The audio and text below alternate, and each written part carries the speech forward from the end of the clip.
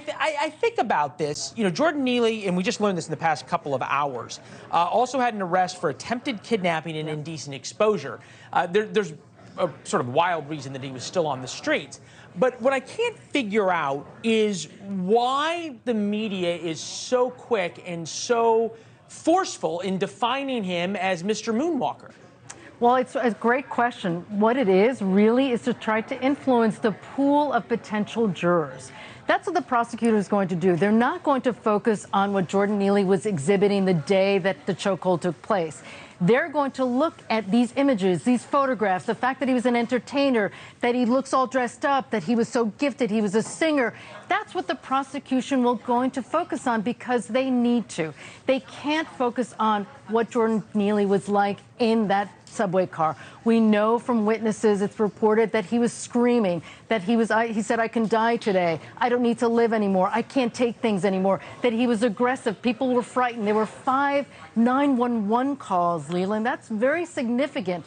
So putting all of that aside, everyone needs to focus on what happened in that subway car. What were the individuals feeling? What was Daniel Penny feeling? What was he looking at? What did he observe? Because self-defense is how you're going to establish it from the defense side, the totality of the circumstances surrounding that chokehold on that day in that subway car.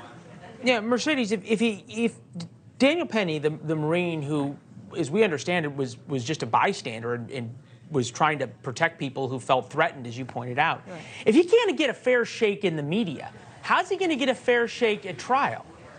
That's a $1 million question. I mean, one of the things a defense attorney will have to consider, do we need a change of venue? Has the pool of potential jurors been poisoned so much by the media attention that seems to be skewed in the prosecution's camp that he can actually get a fair trial? Because at the end of the day, that's what everyone wants. They want the due process. They want a fair trial. They want fair jurors. They don't want the bias to come in. And they certainly don't want the bias that looks like it's being created in the media when they're focusing on what Jordan Neely was exhibiting, not on the day in that subway car, which is the critical fact that we need to focus on, but what happened prior to that. Right, and there's 2 different Jordan Neelys, evidently. The guy doing the moonwalk and then also the guy who was involved in this incident. I'm thinking about his rap sheet. NYPD says Neely's record includes 42 prior arrests, 4 for assault, 1 active warrant for assault, attempted child kidnapping, and indecent exposure. How much of that, and I only got 30 seconds or so, comes in at trial?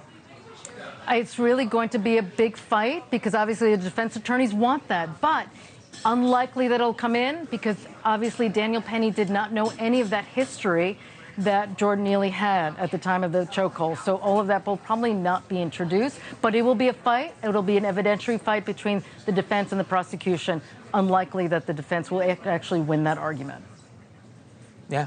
It all comes down to what's fair. It's hard to imagine if you're Daniel Penny right now. You're thinking that so far things have been fair. Mercedes, thank you very much. It's good to see you as always. Thanks for watching. Go to newsnationnow.com to find NewsNation on your television provider. And don't forget to subscribe. Click the red button to get more of NewsNation's fact-driven, unbiased coverage.